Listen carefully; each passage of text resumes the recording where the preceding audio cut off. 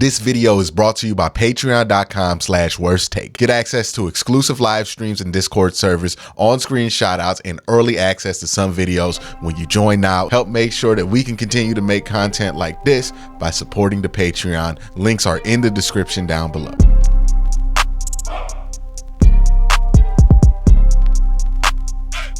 So the Browns just played their third preseason game of the year, technically preseason game, week 2. There are two big things to talk about after this game. I'll say DTR is the one thing. Austin Watkins is another thing. And then Cade York, who looked like he was having a good game. And then something happened that kind of reminded me why we got to just stop wasting our time with it. Something I wanted to add, because I didn't talk about it in the original video, was Dawand Jones went up against Nolan Smith, and boy, oh boy, did those boys battle. Dawand Jones, I think Nolan Smith got the better of it if you tally up all the plays of Dawand Jones, but Dawand Jones definitely battled. That's what you want to see. I don't think anybody should panic. And I know some people are going to panic about that because about offensive line, we always panic about everything. But I think that Dawand Jones did a fine enough job. Nolan Smith is somebody who I feel like should have been a top 10 pick in the draft this year. And he wasn't. So, you know, I'm not really tripping if Nolan Smith beat you. And by the way, Nolan Smith going to be a player, man. He's good with his hands. You saw that hand slap that he just beat Dawand on, took all his strength away. And then there was one play where he snuck in behind Anthony Schwartz and tracked him down, almost got a horse collar adjusted, and then got the tackle. That's going to be a damn good player in the NFL. Diabite is another guy who I thought made a really strong impact in the game today. I think that he should get a roster spot. I mean, he was just shooting on gaps, making plays, forced a fumble, and got a safety, I think. So, I mean, he's got to make the roster, right? He's making plays like that. Might even be able to get into the rotation. Might have gotten a hidden gem there at linebacker as an undrafted free agent. But remember, he's not really an undrafted free agent. He's an undrafted free agent who got the contract of a 5th rounder. So he probably told teams after a certain point, don't draft me, because I want to be an undrafted free agent. Teams didn't draft him, and the Browns got a 5th round pick basically with Diabite. And he looks like it. He looks pretty good. He don't look like a regular UDFA player. So that's another trend that's going on. Y'all got to keep in mind that when you hear that with certain undrafted free agents, they're not really built all the same. So that Diabite really did look good. All right, so let's talk about Cade York and my issues with what happened with Cade York. One, it was nice to see him make the sub 45-yard field goals. If you watch me on this channel, you know that what I care about with the kicker is, can you just do the basics? Extra points, under 45-yard field goals. You make those things consistently. I'm not going to be tripping on the kicker. I don't care if you're not the most accurate from 45 plus. I don't care if you don't have the leg to make it from 55 plus. That's not really that much of a concern of mine. My philosophy when it comes to special teams is don't mess it up, right? Just do what you need to do on special teams. I don't require the team have a great punt returner, kick returner. It'd be great if you had it, but like if you don't, it's fine. As long as your punt returner and kick returner don't cost you field position, don't fumble the ball, do things like that, I'm fine with it, right? Punter, same way. Kicker, all I want you to do is make the basics happen. And Cade York has a way of being inconsistent with the basics. He has the potential to be somebody who can make 65-yard field goals. He has the potential to be somebody who makes 55-yard field goals. But more often than not, we're talking about Cade York messing up the basic stuff. And I don't need a superstar at special teams. I just need somebody who's going to do what they need to do. And right now, Cade York is a liability. Now, he came into this game and he got basically 44, 43, 42-yard field goals, and he made all 3 of them. And I was like, hey, I feel pretty good about Cade York. I was ready to come on here and be like, hey, as long as Cade does the basics, we're fine. But then this thing happened at the end of the game. 47-yard field goal to win the game. He woofs the first one, but there's a penalty anyways. And again, I'm not tripping if it's a 47-yard field goal. He misses it. That's fine. I'll live with it. You know what I mean? I don't love it, but I'll live with it. The offense should have done more to get it into real field goal range, which is under 45 yards. So, they were 2 yards off. The field goal was 2 yards off. It is what it is. But there was a penalty, a 5-yard penalty that made that from a 47-yard field goal to somehow a 41-yard field goal. And he shanked this one worse than he shanked the first one. And I know Cade York's a good dude. I know that Cade York is a nice gentleman. Same thing with Anthony Schwartz, who had a good game, by the way. We could talk about Anthony Schwartz, who had a decent game today. But at some point, I got to point out the obvious. And the obvious is, man, for whatever reason, when it comes to Cade and the basics, because for whatever reason, he kicks a 60-yarder, he can make that. He can make that one for the game. But whenever there's a little bit of pressure, Cade York overthinks it and kicks a shitty ball on a field goal that he should make. He's overthinking it. I like to use, and I used the analogy earlier in the stream, to golf. It's like golf. And what I mean by that is sometimes you can overthink your swing. You can try to adjust for certain things and try to, make sure it curves with the wind. And you can end up doing too much and you end up forgetting to just hit a good ball, right? That's why you go to the driving range. So you can just get used to hitting a good ball. Because 9 times out of 10, that's your best option. Just hit a good ball. The ball will go where it needs to go if you do what you need to do to hit it in the right place. Get your hips square. Make sure you're pointed in the right direction. Hit a good ball. Same thing with basketball players, right? A lot of basketball players lose their jump shot when they try to make too many adjustments to it, and they're trying to get it just right and trying to do all this extra shit to their jumper, and you lose your stroke. You forget what it feels like to just shoot a good ball. Same thing with quarterbacks, right? The reason you don't mess with throwing mechanics with quarterbacks is because you don't ever want a quarterback to not know what it feels like to throw a good ball.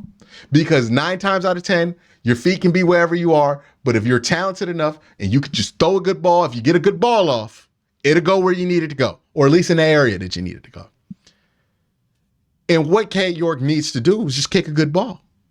But he's so worried about adjusting for this and, I missed right this time, so now I got to hook it left this time. And he does too much. Like, how many of Cade York's field goals go straight?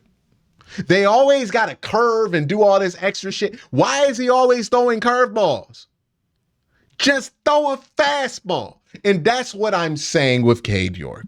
It's nice that he could do the curveball stuff. It's nice that he could bend it like Beckham and all that cool shit. But I don't need that, man. I just kick a straight ball. Just kick a fastball. I need you to just fastball it. You know what I mean? Use another analogy. Let's go to baseball, right? Let's go to baseball. Yeah, it's cool if you could throw a 12-6. It's cool if you got all this stuff. But if you can't get any of it over the damn plate, then I need somebody who could throw a strike. And right now, Cade York is the guy who can't throw a strike. Now when it matters. He can get the count to 3-2. He can get 2 strikes. But when it comes to 3-2, he walking every time. He can't throw a damn strike when he needs to depend on throwing a strike. And that's not something the Browns can have. Right now, the Browns are an excellent team with a terrible closer. And the thing is, unlike baseball, where closers are hard to find, in football, good kickers, well, not good kickers, but good enough kickers are easy to find. You can find one on the street. There's one dude on the street that gets a job for like 3 years because he had a decent year kicking every year. Every year. You can find these guys. The Browns need a kicker who could throw a strike, and Cade York ain't that dude. Metaphorically speaking. That's my issue with them, right? It's not that I hate them. It's not that I hate kickers in general. I think kickers have a very important role, but that role is very defined. I don't need a great one. Some teams need great kickers. Some teams have great kickers, and that's good. I would love to have Justin Tucker. But if you don't got Justin Tucker, give me somebody who could throw a strike. Give me somebody who can hit it right down the middle from 40 yards. That's all I need. That's all I need. Cade York out here kicking curveballs from 41 yards. Why? Why is the ball hooking? Why are you hooking the ball? Why are you trying to bend the ball at 41 yards? These are the questions that need to be asked. And the thing that bugs me the most about it is that you get people in here willing to make any excuse for Cade York possible. And it's like, you're going to be furious at yourself for making these excuses if he does stay on the team and he does this shit in a regular game. You're going to be furious. Do you really want to be talking about if Corey Bojorquez's holds are the problem? Like, really? They're not. It's not that hard to hold a ball for a kick. I know he had a bad year holding balls for Mason Crosby in Green Bay, but I promise you, if the holds were an issue, Josh Dobbs or DTR or Kellen Mond would be out there holding that ball. Ain't that hard to find somebody to hold a good ball. If that was the issue, it'd be fixed. It's not the issue. It's Cade York's foot. That's the issue. It's obvious what the issue is. That dude, it's Cade York. So that's my whole thing on Cade York. I don't think the Browns should go into the regular season with him. And at this point, if they go into the regular season with him and he costs you a game, that's your own damn fault. The signs were there. There's plenty of signs. At this point, if you don't get rid of him, you're kind of just being stubborn. And they're probably going to keep him. I see no reason to. And I know there's going to be people in chat. They're going to tell me, hey, man, he went 3 of 4. Hey, man, he did this and that. Hey, man, it wasn't that bad. Hey, man, it was just 1 field goal. And I'm just tired of the excuses for Cade York. Like, I was tired of the excuses for a former quarterback here. They got rid of him. I'm tired of every time Cade York gets out there, I got to hear a goddamn excuse about him. Oh, it's the kicker. Oh, it's the holder. Oh, it's not his fault. It's actually the protection up front. Hey, Quincy, man, he 75% ain't that bad. It's always something. It's never just, hey, he made the kicks he's supposed to make. It's always something else. It's always something else. And I'm tired of that. It shouldn't be. Let's talk about something better. Austin Watkins had a hell of a day. There's a real argument going on right now on if Austin Watkins should make the roster. I think this is an interesting one because right now, if you look at the Browns roster, I'm just going off the top of my head. We know that Coop's going to make the team. Elijah Moore is going to make the team. DPJ is going to make the team. That's 3. What is Pete Carroll doing? I'm sorry. I got this stuff on still and it's distracting. But we know that those 3 are going to make the team. So Coop, Donovan Peoples-Jones, Elijah Moore, that's the main core.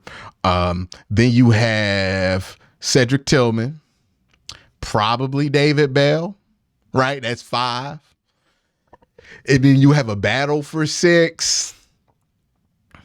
We'll see how it plans out. I think the Browns probably keep 7. I don't know if Watkins makes the team, but I think Watkins is going to be on the practice squad at the very least. I think he's earned that.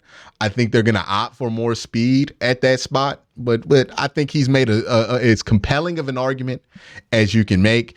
And I've seen people make the argument that they should go with Watkins over David Bell, which I would just have to know more about what Chad O'Shea and the wide receiver coaches feel about that to go there, right? Because there might be things that Watkins doesn't do that doesn't show up in these preseason games against first teamers that Bell does well. So I don't know if I would make that decision. Marquise Goodwin's going to probably be on IR, so he's not going to have to count towards the 50-man roster.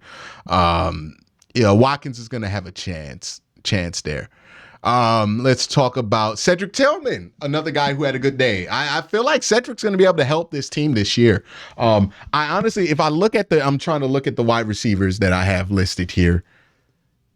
I think Cedric is going to be the most productive out of the guys drafted in the last 2 years. I think there's going to be a real spot for him. I would love to see if they have some red zone packages for him. I would be interested to see the Browns do a variation of the Jimmy Graham package. And for those of you who don't know, the Saints would do this thing where they would split Jimmy Grant out wide, but in the slot. And then when they would have him in the slot, they would either do trips or dubs with them. Sometimes you do trips and you could have Elijah Moore next to David Njoku if he split out wide in the slot. And then you can have Cedric Tillman back there. That way that they feel like they have to defend the back pylon and you can force a one-on-one with David Njoku in a corner because of the presence of Cedric Tillman. I think that's going to be something interesting. I think he's going to be somebody who can help this team. And let's talk about DTR. I really think there needs to be a conversation, and at this point, a serious conversation about if DTR should be the backup. Now, again, Josh Dobbs looked great last year in the preseason. We were all excited about Josh Dobbs. Some of us were saying we should play Josh Dobbs over Jacoby Brissett, and I was on the other side of that argument. But the reason and what makes this argument different for DTR is, one, we're talking about the backup job, not the starting job. Two, we're talking about two quarterbacks who haven't played that much, right? DTR is a rookie, and while Josh Dobbs is technically a vet, he has like 6 quarters of in-game experience. So we're not comparing Jacoby Brissett's library of games versus Josh Dobbs, who had very minimal games played. We're talking about two guys who haven't played that much. And I do think that DTR, I don't see that the argument for Josh Dobbs is strong enough. Now, where I think Kevin Stefanski is at with this whole conversation is if Deshaun goes down in the game, you're going to throw Josh Dobbs in there during the game. But since you're keeping 3 quarterbacks, while DTR won't be active on game day, even though he'll be dressed because you can keep the third emergency quarterback dressed, even though he won't be active on game day, if you have a week of practice before the game and Deshaun's not going to be in there, I think DTR should play. Now, some of DTR's weaknesses showed up in this game. The biggest weakness in DTR's game is that he doesn't have the greatest arm talent in the world. And arm talent's a little bit different from arm strength because you'll see DTR and he can whip a ball 10, 15, 20 yards. But when I'm saying arm talent is he's not going to throw a 50, 40-yard bomb, right? And this is why I think some people got confused because I saw some people get umbrage with this with DTR. And I think this is because you hear people say this on TV, but I don't think it's accurate when people say this on TV. DTR does not play much like Deshaun Watson. They play 2 completely different styles of quarterback. Josh Dobbs plays much more like Deshaun Watson than DTR. If you look at how they throw the ball, right? Josh Dobbs kind of relies a little bit more on his natural ability. Josh Dobbs a little bit more willing to get out of the pocket. Josh Dobbs not really an anticipatory thrower, somebody who's going to throw to guys instead of spots. Both of those approaches are fine, but they're different. DTR, when he drops back and throws the ball, he reminds me more of Brock Purdy with athleticism than he does of Deshaun Watson because of how he throws the ball, right? He throws to spots. If you look at every throw, he's throwing to a landmark, right? When he throws it out, he's throwing it right outside the numbers in between a junction. He's throwing to a landmark on the field. When he hits the seam, he's throwing directly over the seam and he's expecting somebody to get to that spot. You don't really see that with Deshaun or with Josh because that's a different style of playing quarterback. And because he has that style change, it would be difficult for him to step in the middle of the game. It would be easier for Josh Dobbs to step in the middle of a game. But if you needed somebody for the week, you would much rather have DTR because he's the better prospect there at quarterback. Now, eventually, Josh Dobbs isn't going to be on this team. DTR is going to be the backup. But while you have the luxury of having Josh Dobbs, while you're already keeping 3 quarterbacks, you might as well do it. And that's how I think it should roll out. But I do think the DTR is the second best quarterback on this team. I think that the different style and how he plays is going to factor into why he's not going to be the game day backup. And they pretty much made that decision because Josh Dobbs didn't even play in this game. That tells you they feel like he's the game day backup. So it is what it is there. But DTR looks great. I'm excited about him. Hopefully we never have to see him in a regular season game. Hopefully we don't really think about him during the season. But if he can continue to develop into something that's intriguing to somebody, this could net us a 3rd or 2nd round pick. You know, Jacoby Brissett did that for Bill Belichick. Jimmy Garoppolo did that for Bill Belichick. Now, he wasn't the same pedigree as those guys coming out, so you'll probably be lucky to get a 3rd. But hey, You get third for a guy you drafted in the fourth. That's a great deal. So I think DTR has been intriguing enough. And I think we have to think about it in this terms too with DTR. He's not going to start over Deshaun at any point. Deshaun is 27. By the time DTR gets out of his rookie deal, Deshaun will only be 31. So he's not going to step in and replace Deshaun at any point if everything goes as planned. What is going to happen is what you do want is the situation that the Ravens have with Lamar Jackson and Tyler Huntley. That's what you want, right? You want Lamar Jackson, Tyler Huntley situation. You want a high quality backup for a long number of years. And I think you can get that with DTR. And then once it's time for him to get his own deal, he'll get his deal. He'll get a chance to start. He'll be the right age to start. And hopefully he takes that and goes off. I think if he gets in the Shanahan system with Kyle Shanahan gets his hands on DTR, I think he will start for like 4 or 5 years in the league. And be a pretty decent player because that's exactly the kind of player that Kyle Shanahan wants and can win with. Like he's more DTR, and this is hard for some people to grasp because they see him do the athletic stuff and they assume he does the same stuff that the other athletic quarterbacks do, but he's a rarity. And he plays like Kirk.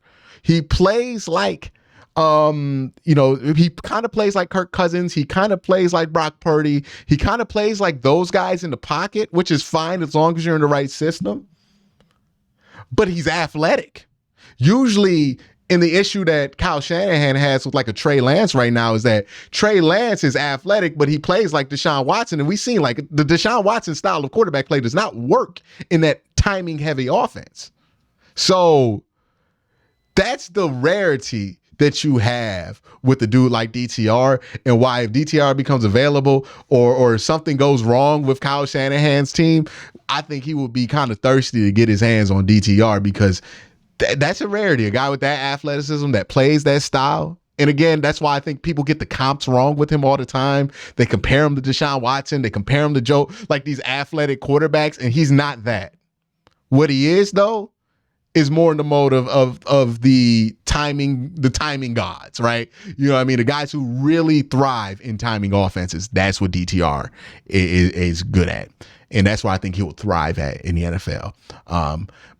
And that's why I think he's doing so much better with the Browns right now than he did in UCLA with Chip Kelly, because I think Chip was out here trying to use him like Deshaun. So that is my thoughts on this preseason game. Y'all have a great day. Have a good night.